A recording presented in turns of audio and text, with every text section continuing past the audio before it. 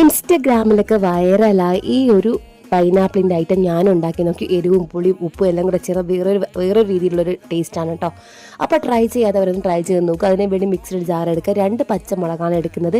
നിങ്ങൾക്ക് എരിവ് കുറവാണെങ്കിൽ ഒന്ന് എടുത്താൽ മതി. പിന്നെ ഒരു പിടി മല്ലിയിലയും അതേപോലെ തന്നെ 3 അല്ലി വെളുത്തുള്ളി. ഇതിൽ ഇൻഗ്രീഡിയൻസ് ഒക്കെ നിങ്ങൾക്ക് ഇഷ്ടം പോലെ കുറച്ച് എരിവും പുളിയൊക്കെ കൂട്ടുകയും കുറയ്ക്കുകയൊക്കെ ചെയ്യാം കേട്ടോ. പിന്നെ കുറച്ച് ഉപ്പ്, ചില്ലി ഫ്ലേക്സ് ഞാൻ ഒരു കണക്കിന് ഇടയിലുള്ള ഒരു ടീസ്പൂണൊക്കെ ഇട്ടാൽ മതി കേട്ടോ.